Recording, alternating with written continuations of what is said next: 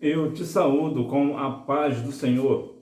Lição número 6 da classe de juvenis, conhecendo os profetas menores. Nesta aula, além de te dar a resposta da hora da revisão, eu também vou te dar o significado de todos os profetas menores. Para esta aula, os hinos sugeridos são 141, 215 e 438. E falarei aos profetas, e multiplicarei a visão, e pelo ministério dos profetas prosperei. Oséias, capítulo 12, versículo 10. Falando sobre os profetas menores, quando nós começamos a conhecer os profetas menores, nós vemos que apesar de o conteúdo do livro ser pequeno, a mensagem é muito profunda. E cada um desses 12 profetas menores, eles têm uma mensagem muito específica para o seu tempo. E nós devemos compreender que cada um deles tem a sua importância. E se falar em importância, é sempre bom lembrar que os profetas menores têm esse nome unicamente por causa do conteúdo do livro, porque é um livro que tem poucas páginas, ou apenas uma página, por isso é chamado de profeta menor, e não porque ele tem menos importância do que os profetas maiores. A importância dos profetas menores. Quem eram os profetas menores? Essa seção da Bíblia que estudaremos nesta lição é composta por 12 livros que levam os nomes dos seus respectivos escritores, a saber, Oséias, Joel, Amós, Obadias, Jonas, Miqueias, Naum, Abacuque, Sofonias, Ageu, Zacarias e Malaquias. Sempre quando eu falo dos profetas menores, no livro de Sofonias, ele traz muita lembrança de uma ex-aluna. Eu achava interessante, até curioso até, que ela não conseguia falar a fonética, então ela sempre falava sonfonias. Eu achava engraçadinha ela falar. Só que, claro, nunca falei isso para ela. Mas eu sempre achei muito interessante. A questão, como eu já havia falado, de quem eram os profetas menores, daquela listagem dos 12, e já já eu vou trazer para você os seus significados, o seu tema principal, para que nós assim venhamos conhecer mais a fundo, né? Que muitas vezes falamos tanto dos profetas menores, mas nós não afundamos, né? Não, ou é melhor, não nos aprofundamos na sua mensagem principal. Qual era a missão? Os profetas menores tinham como missão confrontar a liderança política e espiritual, bem como o povo de Israel e Judá a respeito dos seus pecados de idolatria, injustiças sociais e demais desobediências à lei de Deus. Então vejamos aqui algumas das missões desses profetas menores. Confrontar a liderança política e espiritual. Confrontar não é rebeldia, é diferente. Rebeldia é quando alguém desobedece a uma liderança cristã, no nosso caso cristão, né? Sabendo que está errado. Por exemplo, se o seu pastor te dá uma orientação, aquela orientação é uma orientação bíblica, genuína, e você não obedece o que o pastor está falando para você fazer, você sabendo que aquilo é bíblico, então isso é desobediência, é rebeldia, né? Rebeldia. Então, é diferente de você confrontar a liderança espiritual dele e também até a questão política, se for o caso. Por que é diferente? Porque quando seu pastor ou seu líder fala com você de uma forma bíblica, que você sabe que é bíblico o que ele está ensinando, que é correto o que ele está ensinando, e você não faz, você está sendo rebelde se você não obedecer. Então você não pode confrontar ele porque ele está certo. Então você não vai confrontar ele. Agora, se ele estiver ensinando algo errado para você, e você sabe que aquilo está errado, aí você pode confrontar. Pode e deve. Por quê? Porque o pastor, apesar de eclesiasticamente ele ser o nível mais alto dentro do contexto cristão, ele não é o dono da razão. Ele não é a pessoa que está 100% certa. Ele vai errar uma vez ou outra. Então você deve corrigir o seu pastor. Então isso é uma das questões dos profetas menores, que na época existia muito essa questão da liderança de precisar de confrontar a liderança porque a liderança estava fazendo coisas erradas e por isso os profetas, era uma das mensagens dos profetas, era o quê? Confrontar a liderança para mostrar para a liderança que a liderança está errada. Bem como o povo de Israel e Judá a respeito dos seus pecados de idolatria. Aqui temos a questão da liderança que está errada e tem que ser confrontada. Também tem um outro ponto, que é qual é o outro ponto? O ponto é quando a nação, ou seja, trazendo aqui para nós, né? Quando nós, as ovelhas, estamos o quê? Fazendo o quê? Estamos com pecados de idolatria. A idolatria é um pecado que afronta diretamente a Deus, como todo pecado afronta diretamente a Deus. No entanto, a idolatria, ela tem um peso tão grande, afronta tanto a Deus, que lá em Êxodo, capítulo 20, nos versículos 2 e 3, vai falar justamente isso: não terás outros deuses diante de mim. Ou seja, é o primeiro mandamento que Deus dá, que nós não venhamos ter um outro Deus além do Deus Todo-Poderoso. Então veja aqui a importância, né, da questão da idolatria. É um pecado que afronta diretamente a Deus. Então o povo, né, no caso nós, também devemos ser o quê? Corrigidos quando nós estivermos a respeito da idolatria. E além da idolatria, o povo também fazia uma outra coisa, que era o quê? Injustiças sociais. E a injustiça social é tanto no sentido do povo propriamente dito, como do pastor, vamos assim dizer. Eu vou te dar um exemplo mais prático. O que seria uma injustiça social hoje? Você, por exemplo, você sabe que tem um irmão na sua igreja passando uma necessidade e você pode ajudar. Mas o que você faz? Em vez de você ajudar aquele irmão, aquela irmã que está necessitada, você faz o quê? Você pega aquela ajuda e dá para o seu pastor. Por quê? Porque você quer ficar bem com o pastor. Você quer parecer bem aos olhos do pastor ou da sua liderança, por exemplo, ou de um obreiro, ou de um irmão, de uma irmã, que já tem uma situação financeira boa, muito estabilizada, mas você pega aquela ajuda e dá para essa pessoa que já tem uma situação financeira boa, equilibrada, ou para o seu pastor, para quê? Para ficar bem com eles. Isso é o quê? Uma injustiça social. Você está fazendo o bem para quem não está necessitado e está deixando o necessitado a ver navios. Então isso seria uma injustiça social dentro do contexto cristão nosso. E demais desobediências à lei de Deus. A lei do Senhor, existem 12 mandamentos e mais 613 preceitos. Esses preceitos seriam pequenas regras. Não é necessariamente um mandamento, mas são como se fossem pequenas leis. São pequenas leis.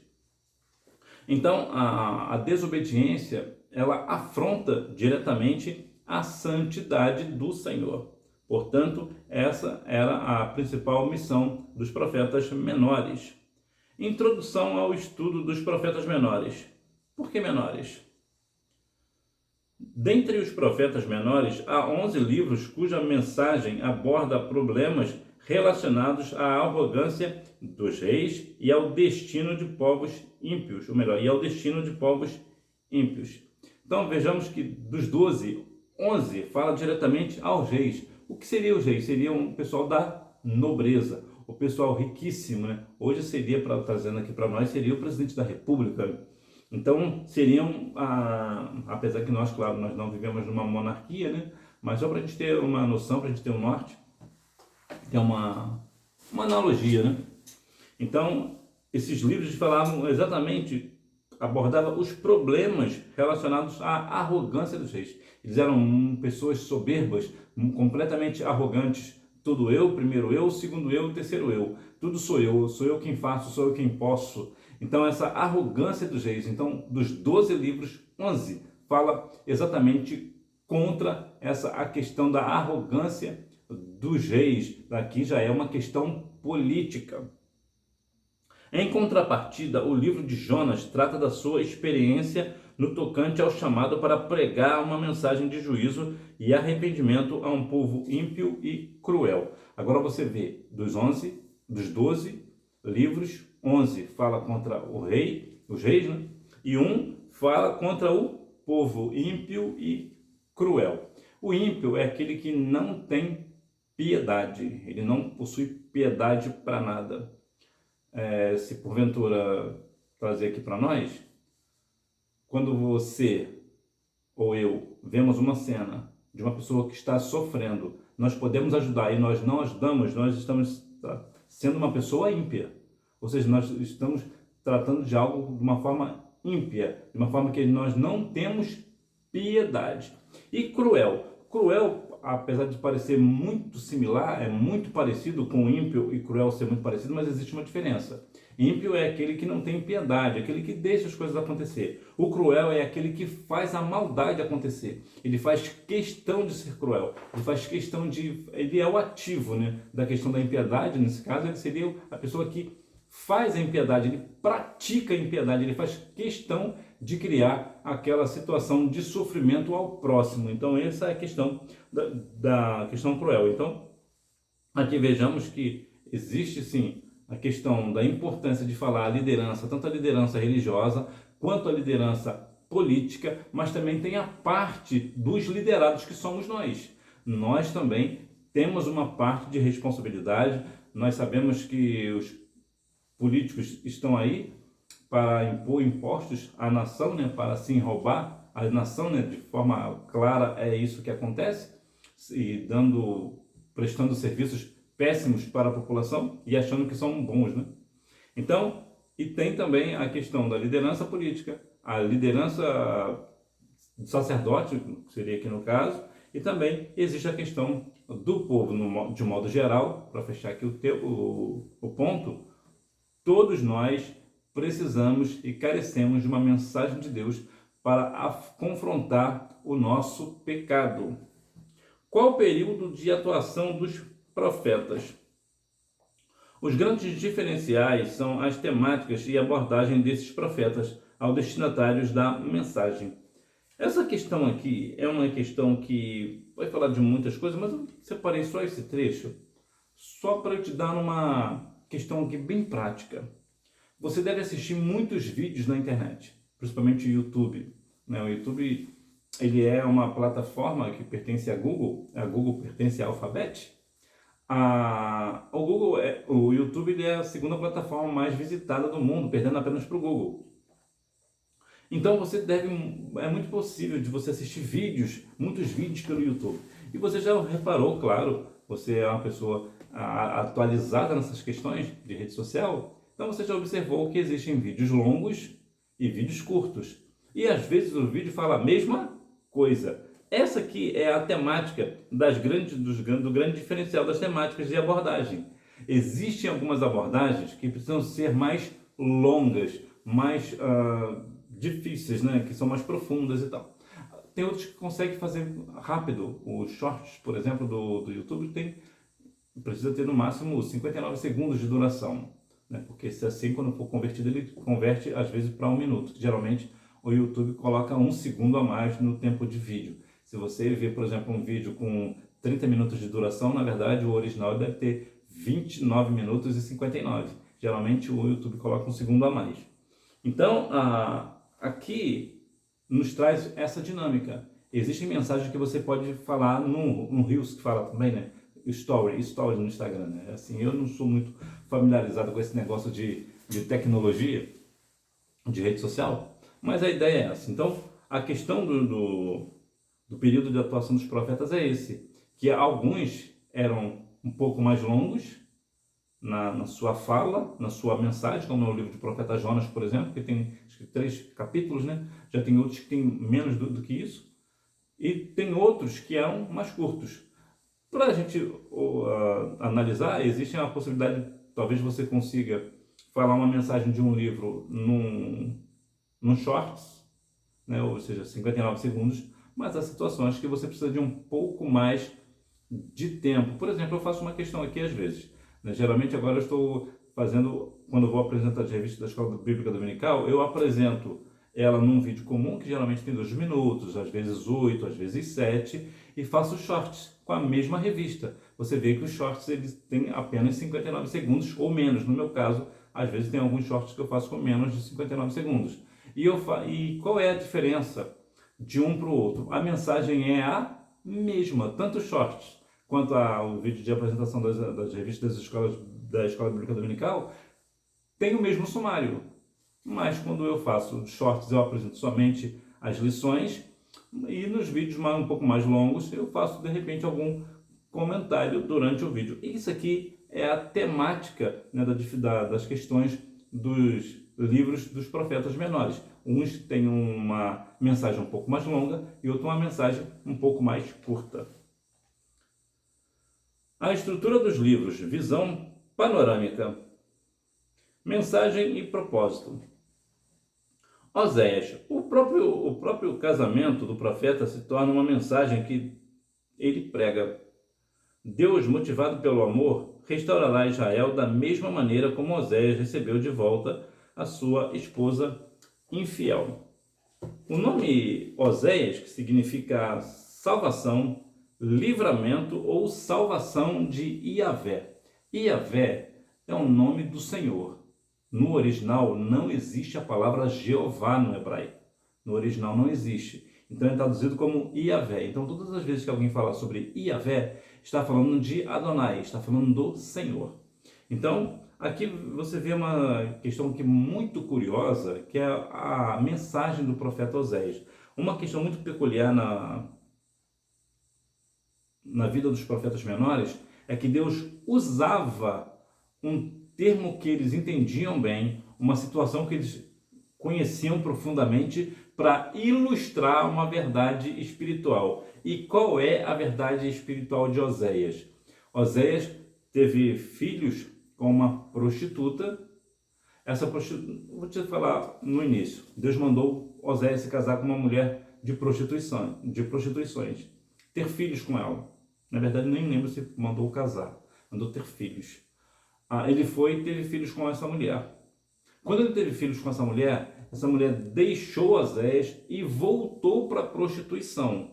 Olha que essa situação de Oséias já não é uma situação boa, já é uma situação bem complicada, porque para um homem, ainda mais um homem de Deus, né, no caso de Oséias, se casar com uma prostituta já é uma situação muito difícil, é muito delicada. Quando você for um pouco mais velho, você entenderá. Não vou aqui entrar em pormenores, porque aqui não é o caso, não é o nosso ponto.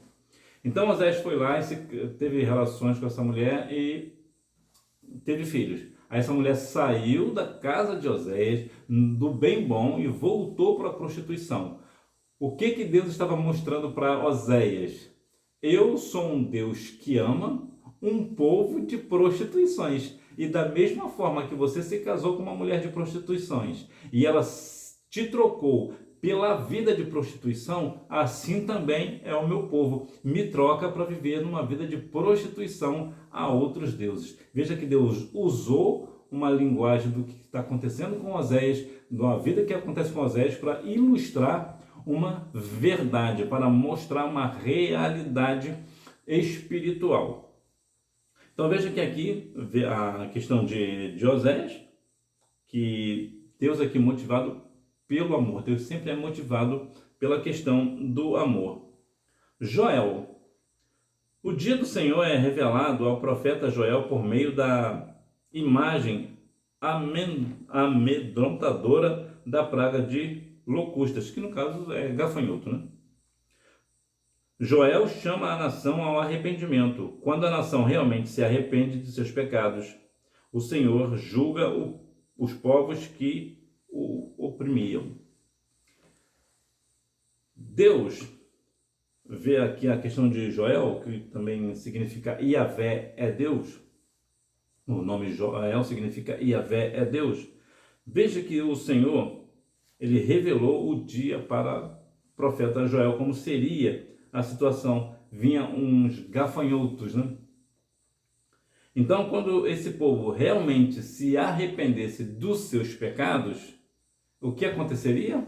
O Senhor iria acabar, exterminar com a nação que vinha contra ele.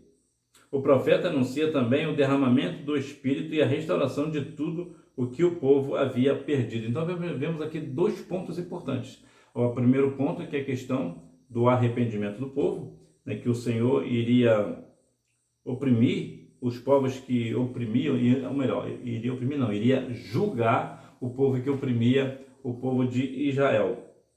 E aqui sobre o derramamento do Espírito Santo, que acontece lá em Atos dos Apóstolos, capítulo 2, no capítulo 2. E aqui no caso de Joel, é no capítulo 2, versículos 28, vai nos dar aí um norte. Então, em Joel tem a profecia do derramamento do Espírito Santo e em Atos o cumprimento desta profecia. Amós. Amós profetizou para o Reino do Norte e protestou contra o estilo de vida luxuosa da classe governante que resultou em apatia moral e espiritual. O exílio era o julgamento de Deus sobre essas más obras. Amós, que significa carregado, carga, ou o que traz carga. Aqui existe uma questão muito peculiar sobre a questão luxuosa. Quando ele profetiza contra o Reino do Norte, protestou contra o estilo de vida luxuosa da classe que governava. Aqui dá muito a ideia de governo sobre a questão da política, né? Entretanto, tem também a questão da apatia moral, espiritual do negócio. O que eu quero dizer para você hoje? Nós devemos observar algumas situações que acontecem hoje na igreja evangélica no Brasil. E parece que Amós já estava profetizando para nós, porque apesar que, mais uma vez, aqui tem mais uma tendência da vida luxuosa aqui para a questão política, mas podemos também observar a questão espiritual do Brasil hoje. Temos hoje líderes, pastores da Assembleia de Deus no Brasil, que estão vivendo uma vida luxuosa com dinheiro da igreja, luxuosa, luxuosa mesmo, questões de milhões. Tem pastor andando com carro que vale mais de R$1 milhão com dinheiro da igreja, entre outras e tantas outras coisas. Então, aqui o profeta está falando justamente sobre essa questão luxuosa a custo da igreja. É pecado ter uma vida luxuosa, você que é cristão? Não, não é pecado. Inclusive, você pode ter, vemos, por exemplo, Jó era, como diz o povo aí, montado na grana. Não tem nenhum problema você ter uma vida luxuosa, uma vida milionária, não tem nenhum problema, desde que não seja às custas da igreja. Você pode ter e deve ter uma vida luxuosa através do seu trabalho, do fruto do seu trabalho. Você é um empresário ou você trabalha no ramo na medicina, por exemplo, ou como advogado, ou você investe, por exemplo, em criptomoedas como o Bitcoin, então você fica rico nessa questão e tem uma vida luxuosa, não há nenhum problema, não existe nenhum pecado nesse negócio, não tem problema nenhum. Mas a questão é, há uma vida luxuosa aos custos da igreja, ou seja, ele está vivendo uma vida luxuosa aos pés da igreja, ao custo da igreja, enquanto as pessoas estão passando necessidade. E mesmo se as pessoas não estiverem passando necessidade, de maneira nenhuma, um pastor ou um líder deve viver uma vida luxuosa a custo da igreja. A igreja não está aqui para isso. A igreja é um lugar para adorar o nome do Senhor, para exaltar o nome do Senhor, a casa de oração é um lugar para orar, para engrandecer o nome do Senhor e também para estender a mão ao necessitado e não a líderes e pastores que usam do dízimos e ofertas para ter uma vida luxuosa. Obadias. A mensagem de Obadias era uma condenação sobre Edom. Os edomitas traíram Judá e degolaram os seus refugiados. O negócio aqui é sério, hein? Mas havia uma promessa de restauração para Judá, enquanto os edomitas seriam devastados. Obadias, que significa servo de Yahvé ou adorador do Senhor. Quando vemos essa questão de Obadias, eu gosto muito do versículo 15 de Obadias. De vez em quando até menciono aqui em alguns vídeos, às vezes eu gosto de mencionar. Eu acho bonito aquilo ali porque ele nos traz uma ideia que diz que o dia do Senhor está perto para todas as nações. E assim como tu fizeste, a sua maldade cairá sobre a sua cabeça. Talvez a sua Bíblia pode estar uma tradução diferente, mas o resumo é esse. O que isso quer dizer para nós? Quando nós fazemos maldade a alguém, essa maldade voltará para nós.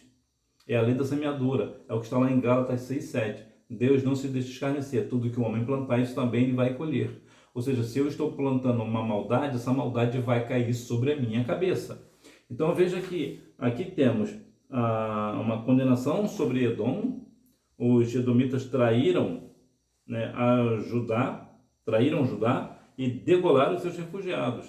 Veja, por exemplo, o que está acontecendo lá em Israel e o Hamas, né, que é aquela briga lá que morre de um lado e morre pessoas do outro.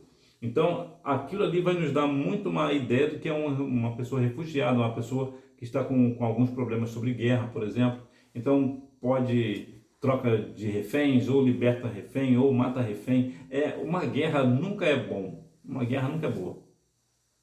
Então, mas havia aqui também uma questão de promessa de quê? De restauração para ajudar. O Senhor, sempre quando entra numa questão de julgamento para a sua nação, ele também dá sempre uma palavra de restauração.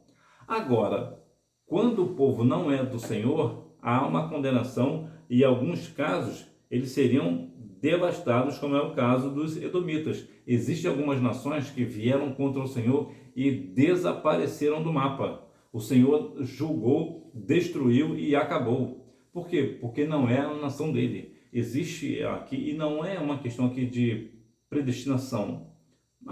Porque Deus não predestinou a cidade. Não é isso, é porque são pessoas que de toda uma cidade inteira faz o quê? Dá as costas para o Senhor. E por mais que o Senhor tenha amor por toda a humanidade, tem uma hora que a paciência do Senhor se esgota. Lembra lá do dilúvio? O Senhor exterminou com toda a nação humana, deixando apenas 8 pessoas, né, vivas para contar a história. Então veja que o Senhor tem uma hora que o limite dele se acaba e ele então entra com um julgamento. Mas veja que mesmo no dilúvio ficou uma parte. Qual era a parte? A parte do Senhor. São 8 pessoas que vieram aí, povoaram novamente o mundo. Então o Senhor, ele julga a sua nação, mas ele sempre dá uma palavra de restauração, porque é isso sempre que o Senhor quer, restaurar o seu povo.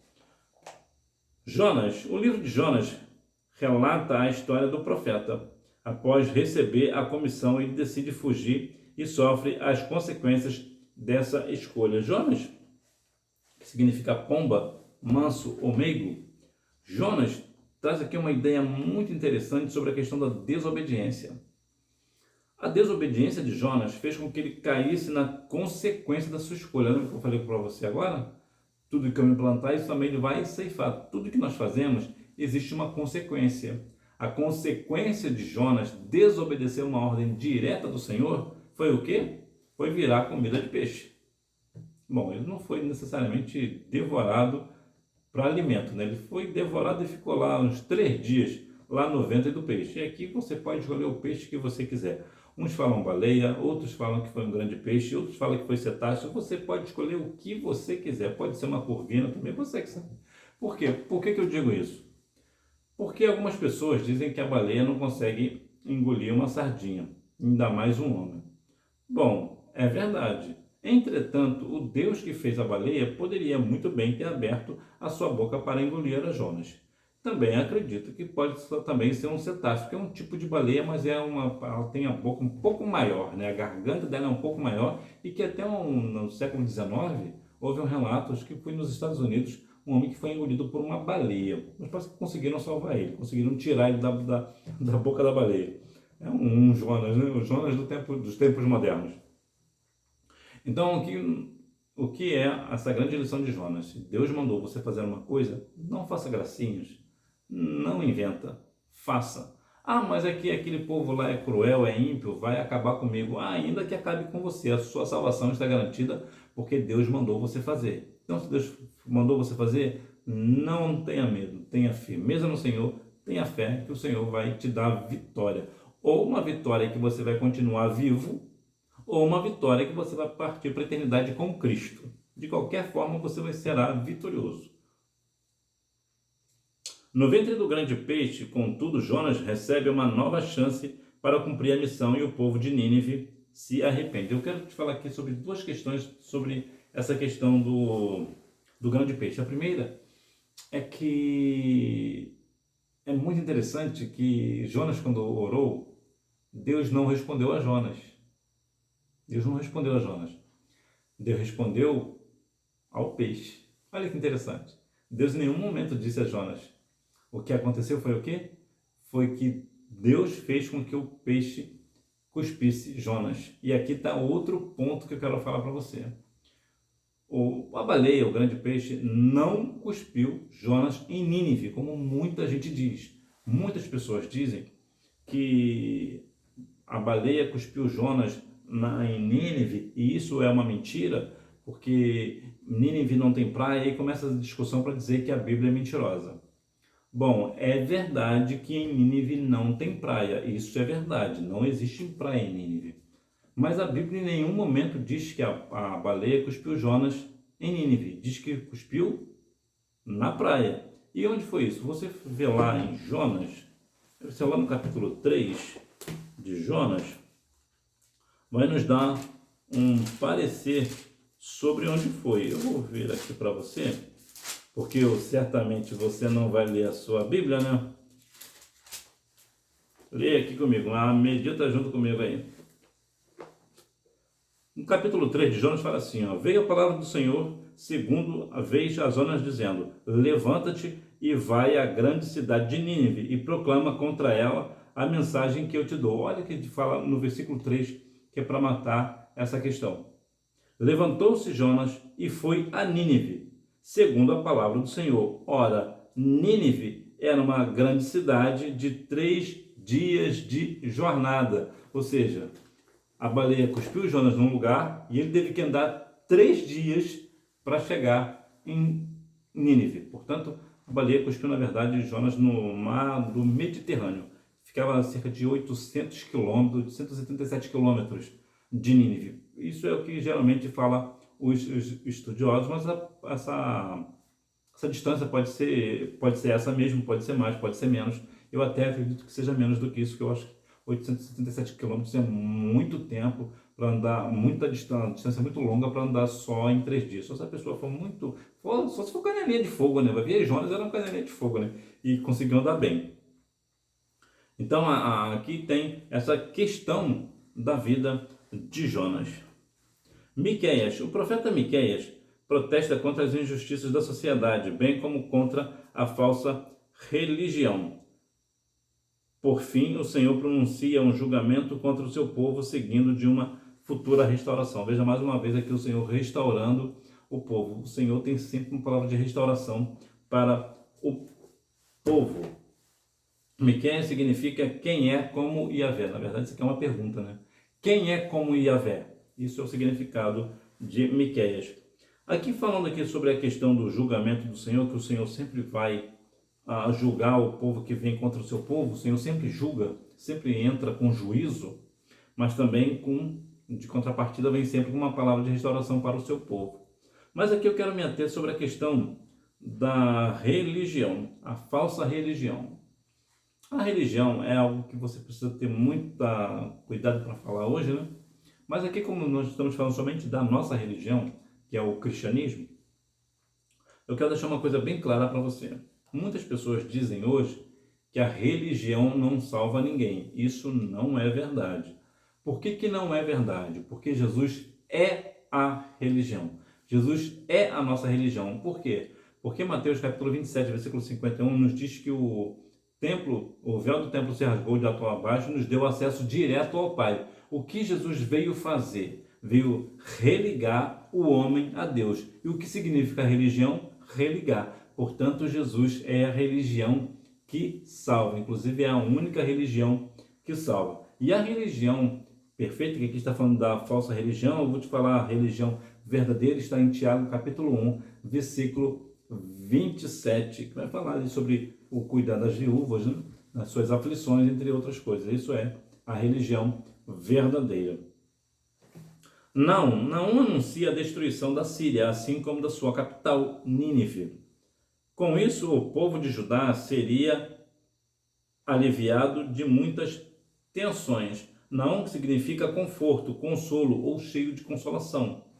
Não vê que ele anuncia a destruição da Síria e da sua capital, Nínive. Lembra que a gente falou agora há pouco, que eu falei com você sobre Jonas, que Jonas falou, pregou lá para o povo, e o povo, na verdade eu nem cheguei a falar, né? Jonas falou para o povo de Nínive, e o povo de Nínive se arrependeu dos seus pecados, a ponto de até os animais fazerem jejum. Olha que coisa profunda. Entretanto, quando Naum foi falar na mesma cidade, o povo não se arrependeu, foi diferente. Então Nínive foi completamente devastada pelo Senhor. Segundo os historiadores, não existe mais os lugares de Nínive, existem apenas algumas ruínas, não sobrou absolutamente nada de Nínive, porque Deus entrou com providência contra o julgamento e julgou e acabou, aniquilou a cidade de Nínive, justamente por causa da sua crueldade, da sua impiedade. Na época de Jonas, o povo se arrependeu, então Deus voltou atrás e, sim, Deus volta atrás. Deus às vezes fala alguma coisa, mas ele volta. Algumas pessoas dizem que Deus não volta, né? Mas aqui, no caso de Jonas, é um bom sinal de que sim, Deus volta atrás nos seus juízos. Às vezes o Senhor dá um juízo, mas porque o povo se arrepende e o Senhor volta atrás. E foi o caso exatamente com Jonas, lá na cidade de Nínive. Deus voltou atrás. Deus ia dar um juízo para destruir a cidade, mas como o povo se arrependeu, o Senhor voltou atrás. Mas aqui no caso de Naum, não aconteceu. Aqui entra inclusive a questão da paciência do Senhor. A paciência do Senhor se esgotou, foi no limite. Então, eles testaram tanto o Senhor nesse ponto, né, que o Senhor ficou tão impaciente com o povo de Nínive que acabou destruindo a cidade. Abacuque, que aí você vai pensar de comer um cookie, né? Essa piadinha foi horrível. Abacuque, o profeta questiona Deus sobre as injustiças e corrupções da sociedade. Finalmente, o livro termina com a compreensão de Abacuque acerca dos propósitos divinos de sua expressão de fé, louvor e esperança, mesmo diante de circunstâncias devastadoras. Abacuque, que significa abraçar, dobrar. Aqui no caso também é dobrar, cruzar, braços, mãos. Abraço ardente ou o que abraça. Então tem vários significados. Muito possivelmente você já questionou ao Senhor por alguma razão, algum sofrimento que você passou e você começa a questionar. Principalmente as meninas, né? As meninas questionam mais. Quando tem aluna da escola bíblica dominical, vai nos cultos, dá bom testemunho, é uma pessoa piedosa, faz o bem ao próximo, mas o que acontece? É obediente a pai e mãe, é obediente ao pastor, é obediente aos professores da escola dominical, é uma bênção. É uma jovem que é uma bênção, isso também, claro, também serve para os jovens, mas geralmente as meninas costumam ser mais, como eu vou dizer, mais dedicadas, elas são mais chegadas ao Senhor, vamos assim dizer, elas são mais atenciosas, vamos assim dizer. Então, certamente elas já se questionaram, se for o caso, né, no teu caso, já se questionou. Senhor, se eu estou na sua presença, por que isso acontece comigo? Por que talvez o meu namorado desmanchou comigo, o meu namorado me traiu, ou aconteceu de eu ficar desempregado, eu perdi a vaga para aquela pessoa que nem te serve, eu estudei mais do que ela, eu merecia mais a vaga do que ela, e verdade, você realmente merecia, você estudou mais do que ela, então você realmente merecia, mas por alguma razão que nós não sabemos, ela ficou no seu lugar, e você vai questionar Deus, e esse questionamento é inclusive saudável, não é pecado. Você pode questionar, claro que pode questionar. Se bem que, claro, né, independente do nosso questionamento, o Senhor vai sempre nos dar uma resposta ou não, e Ele sempre estará certo. Mas é normal esse tipo de questionamento. E Abacuque, realmente, ele fez exatamente isso. Ele questionou ao Senhor devido às injustiças e corrupções da sociedade. Ele não estava mais aguentando aquele negócio. Entretanto, você vê que depois existe uma maturidade em Abacuque. Qual foi a maturidade? Ele compreender que as circunstâncias desfavoráveis que ele passava na situação dava a ele também uma grande questão. Qual era a grande questão? Exultar no Deus da minha salvação. Me alegrar no Deus da minha salvação. Como diz Abacuque lá 3, 17 e 18. Né? Ainda que a figueira não floresça. Ou seja, Senhor, eu entendi, ainda que as coisas aconteçam de uma forma injusta comigo, situações completamente que eu não tenha a ver com a culpa, eu não tenho culpa no negócio, ainda assim que ainda assim venham me julgar e até me condenar por algo que eu não fiz, ainda assim eu me alegrarei no Deus da minha salvação. Isso é o quê? Isso é maturidade espiritual. E hoje nós devemos ter muito essa questão da maturidade espiritual. É difícil? Claro que é difícil. A maturidade espiritual não é uma coisa que brota da noite para o dia. É anos de dedicação à palavra, é anos de oração, jejum, e anos que eu digo são muitos anos 20, 30 anos, talvez mais. Então, a maturidade cristã é um fruto que demora para amadurecer. Então, vemos aqui Abacuque fazendo um questionamento honesto, né? Um questionamento dele era honesto, mas ao mesmo tempo vemos também a transformação que ele acaba compreendendo os propósitos do Senhor e assim ele não abate a sua fé e nem a sua esperança no Senhor. Sofonias. O livro de Sofonias trata de uma condenação direta sobre a condição espiritual de Judá e Jerusalém. O profeta anuncia também o dia do Senhor como um dia de julgamento, porém o remanescente será salvo. Sofonias significa protegido de Yahvé. Yahvé oculta, protege, ou Yahvé entesourou. A questão de Sofonias não vai confundir com sanfona, né? Não é sanfona, ou como diria minha ex-aluna, sonfonias.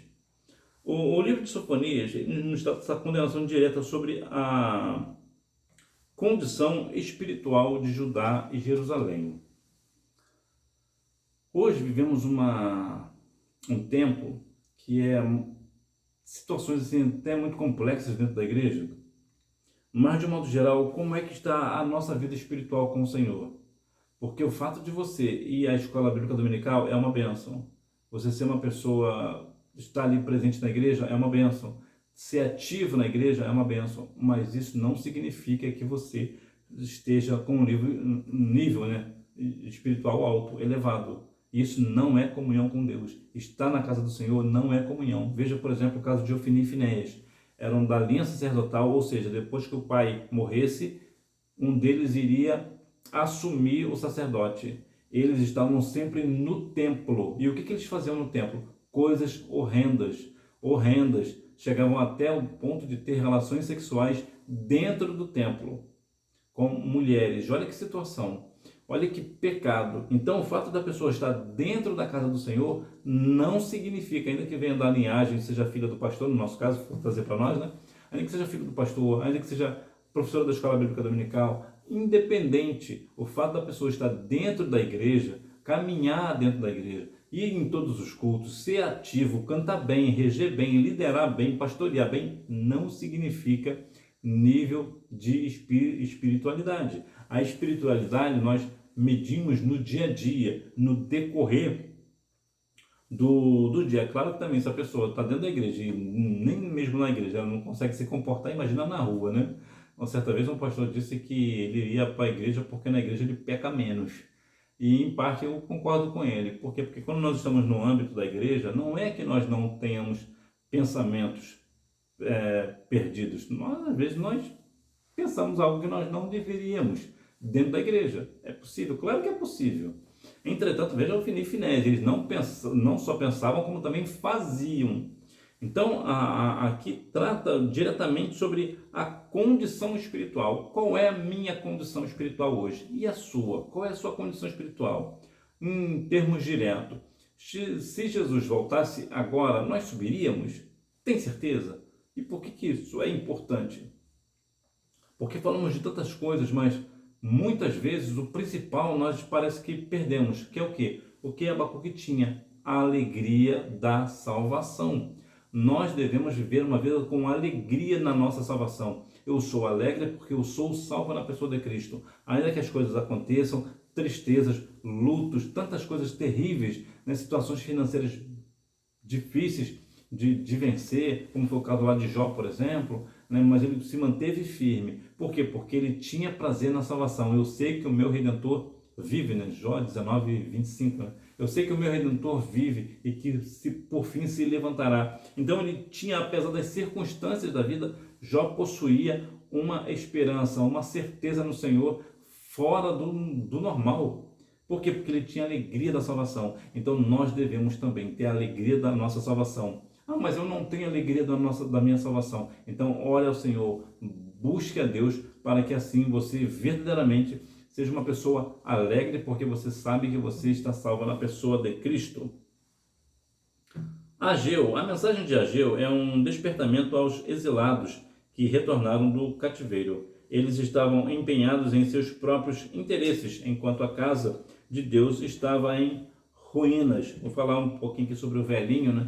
Ageu, quando começou a profetizar, segundo os historiadores, ele tinha 90 anos. Ageu significa festa, festivo, pular, dar saltos, festejar.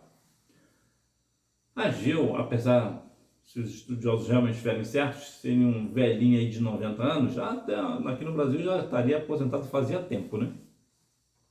Mas veja a mensagem do profeta.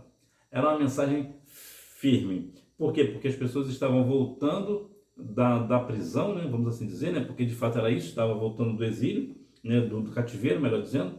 E nada melhor do que se alegrar. Uma pessoa que está livre é uma pessoa que está feliz, não é assim? Imagina uma pessoa que ficou preso aí e de repente está livre, ele vai ficar feliz, ele vai ficar triste porque agora ele está em liberdade? Claro, não, ele fica feliz. Alguns até comemoram, pulam, se emocionam. Agora, esse povo de Deus que voltou lá do cativeiro, ao invés de glorificar o nome do Senhor e fazer jus ao nome do Ageu, né, fazer uma festa para o Senhor, festejar o nome do Senhor, não. Fizeram o quê? Foram empenhados nos seus próprios interesses. Ou seja, vou cuidar da minha casa, vou cuidar do meu carro, fazendo aqui para nós, né? Eu vou ver a minha grama, vou regar o meu jardim. E não é que a questão de cuidar do que é seu seja errado, mas no contexto aqui era uma questão que era prioridade. Prioridade é aquilo que vem primeiro. Inclusive existe até uma questão curiosa sobre prioridade. Prioridade é uma palavra que só pode ser usada no singular. Você só existe uma prioridade, né? Se tem mais de uma prioridade, são prioridades, então você não tem uma prioridade. Então a prioridade aqui seria o quê? Cultuar o nome do Senhor. E depois eu vejo a minha casa. Depois eu vou regar o meu jardim. Depois eu vou cuidar da grama. Depois eu vou fazer os meus afazeres. Depois. Por quê? Porque a minha prioridade agora é o quê? É honrar o nome do Senhor que me libertou do cativeiro. Mas não era isso que o povo fazia. E Ageu vai nos dar uma palavra muito dura. Porque ele fala o quê? Como vocês têm feito isso ou aquilo, têm cuidado mais da casa de vocês do que da minha casa, no caso a casa do Senhor, o templo, né? O que vai acontecer? Vocês vão plantar, vão até colher, mas não vão satisfazer. Ou seja, o Senhor não fez prosperar o que o povo fazia, ainda que eles pudessem ter muito, mas na verdade não teria nada, porque Deus não iria fazer prosperar um negócio. O livro de Ageu é bastante interessante, bem curioso e bem importante. Zacarias, que significa Iavé lembrou-se, Iavé se lembra, ou Iavé despontou como a aurora. Zacarias, Deus revela ao profeta Zacarias o futuro de Jerusalém após o retorno dos exilados. Ele viu o templo reconstruído e o sacerdócio restabelecido, além da bênção de Deus sobre a cidade ao ponto de nações serem atraídas a ela. Você que ficou aqui comigo até agora, eu vou te falar 2 pontos curiosos do livro de Zacarias. O primeiro ponto fala lá em Zacarias capítulo 9, versículo 9, que ele vai profetizar acerca de Jesus entrando na cidade num jumento. E uma outra coisa muito curiosa que tem no livro de Zacarias, que eu particularmente eu nunca vi ninguém mencionar isso na igreja.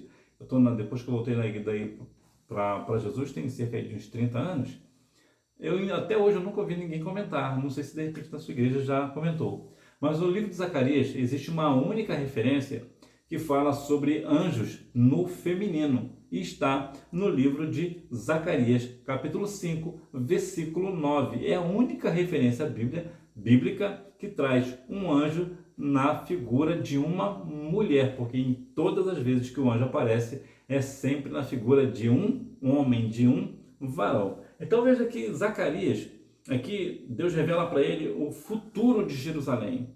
E é muito interessante falar que o profeta ele vai falar sempre sobre isso, né? Sobre o futuro. Então ele fala sobre o futuro de Jerusalém após o retorno dos exilados, que aconteceria o quê? Ele viu o templo reconstruído e também o sacerdócio restabelecido, além da bênção de Deus sobre a cidade ao ponto de nações serem atraídas a ela. E tanto a questão é bem interessante aqui no livro de Zacarias, que podemos até afirmar que Zacarias acaba apontando para Cristo, como é o caso aqui de Zacarias 9:9, que vai falar sobre Jesus entrando na cidade num jumento. Ou seja, Zacarias estava tanto falando, era tão posterior, a profecia dele era tão superior, era tão para frente, que chegou a falar sobre Cristo. Então veja que nós observarmos que os profetas, o Senhor falava sobre futuro. Por quê? Porque quando o Senhor fala do futuro, ele testifica que ele é o Deus do futuro. Ele é o Deus que vê lá na frente. Quando nós muitas vezes estamos perdidos nos nossos pensamentos no hoje, ou até mesmo no passado, o Senhor está mostrando o futuro e até mesmo a eternidade em alguns casos. Malaquias. Malaquias denuncia o comportamento da nação pós-exílica. O povo não estava servindo ao Senhor devidamente. O profeta predisse também a vinda de um mensageiro que restauraria a religião. Malaquias, que significa o mensageiro de Yahvé, ou enviado de Yahvé, ou meu mensageiro. Então Malaquias vai denunciar o comportamento da nação pós-exílica. Quantas vezes nós estamos em situações e parece que nós, definitivamente, aqui só entre eu e você, parece que nós não compreendemos o amor que Deus tem por nós. Nós não valorizamos o que Deus fez por nós. Nós não damos graças ao Senhor, não prestamos cultos ao Senhor com tudo aquilo, com toda a glória que Ele merece, por tudo aquilo que Ele fez por nós. Como diz o salmista, né? O que darei eu por todas as coisas que tu tem feito por mim? Definitivamente, nós não conseguimos de maneira nenhuma pagar ao Senhor tudo aquilo que Ele nos fez. A nossa salvação, por exemplo, é impagável, nós não temos como pagar. Tanto não temos como pagar que Cristo morreu na cruz do Calvário por mim e por você. Por quê? Porque nós jamais conseguiríamos nos salvar. Então é importante que nós venhamos observar que outrora eu estava cativo, preso ao pecado, mas o Senhor me libertou. Então eu vou glorificar o nome dele, porque ele me libertou das garras, das correntes do pecado. Então, que também vai nos trazer também a mensagem aqui do que restauraria a religião, no caso do Senhor. O Senhor Jesus veio justamente fazer isso, religar o homem a Deus. Portanto, mais uma vez lembrando, Jesus é a religião que salva. Para concluir, Deus levantou cada um dos chamados profetas menores a fim de trazer uma mensagem de arrependimento, juízo e renovação espiritual ao seu povo. Esse mesmo propósito permanece atualmente a partir da igreja. Eu e você, nós somos igreja. Eu sozinho, eu faço parte da igreja. Você sozinho faz parte da igreja. Ou seja, eu sozinho, eu não sou igreja. Você sozinho não é igreja. Nós fazemos parte da igreja. O que é a igreja? Todos nós reunidos. Inclusive, algumas pessoas falam uma coisa que é bem equivocada, mas eu vou entender a ideia. As pessoas dizem que igreja vem de eclesia, que significa, ou eclésia, né? Algumas pessoas dizem eclésia, mas a pronúncia correta é eclesia. Que a igreja vem de eclesia e significa tirados para fora. A ideia é até boa, mas não é verdadeira. Eu digo a etimologia da palavra. De fato, a igreja tem que ir para fora, tem que evangelizar, como diz Marcos 16:16. Nós verdadeiramente temos que evangelizar. Mas eclesia, da onde vem a palavra igreja, significa assembleia ou reunião. Então, igreja somos todos nós reunidos. E o que é a igreja? A igreja é a agência de Deus na terra para profetizar as nações, para levar a palavra de Deus a todas as nações. E assim como os profetas menores levaram a palavra do Senhor, a profecia, né? Cada um dos 12 profetas menores falaram de algo, de uma mensagem específica para uma determinada época, para um determinado povo. Assim também somos nós. Nós hoje, qual é a nossa mensagem? A nossa mensagem hoje principal é: Jesus morreu na cruz do Calvário para te salvar. Você, quando aceita Cristo como Salvador, você tem a sua vida, a sua alma salva da perdição eterna. Por quê? Porque Jesus morreu amou o mundo de tal maneira, que Deus amou o mundo de tal maneira, que deu seu único filho para que todo aquele que nele crê não pereça, mas tenha vida eterna. Então, a nossa mensagem principal hoje é a mensagem da cruz, é falar do Cristo crucificado por nossos pecados, e assim nós devemos adorá-lo na beleza da sua santidade, adorarmos ao Senhor, glorificarmos na beleza do seu santo e poderoso nome. Essa é a mensagem da igreja. A igreja precisa levar a palavra de amor do Senhor, de arrependimento, que as pessoas, que cada um precisa se arrepender dos seus pecados e aceitar a Cristo como Salvador, para que assim todos nós naquele grande dia venhamos ouvir do Senhor: vinde bendito de meu Pai, possuir por herança o reino que vos está preparado desde a fundação do mundo. Hora da revisão. Número 1. Porque constituem o grupo de livros proféticos que apresentam menor quantidade de texto, porém não menos importantes. Número 2. Confrontar a liderança política e espiritual, bem como o povo de Israel e Judá, a respeito dos seus pecados de idolatria, injustiças sociais e demais desobediências à lei de Deus. Número 3. Os profetas menores, ou melhor, os profetas considerados menores, atuaram no período entre os séculos 8 e 5 a.C. Número 4. Oséias, Joel, Amós, Obadias, Jonas, Miqueias, Naum, Abacuque e Sofonias. Número 5. Ageu, Zacarias e Malaquias. Que nós venhamos a cada dia mais procurar com zelo a palavra do Senhor, buscar a cada dia mais conhecer os profetas menores, conhecendo os profetas menores e as suas mensagens espirituais, as suas mensagens da parte do Senhor para os corações daquele povo, e assim nós viemos também fazer o mesmo. Levar a palavra de Deus às pessoas que estão à nossa volta e até mesmo, por que não dizer, aos confins da terra. Que Deus e Cristo continue abençoando a sua vida e que você tenha uma excelente aula para a honra e glória do nome do Senhor. E mais uma vez, procure cada dia mais conhecer os profetas menores. Deus abençoe a sua vida. Tchau!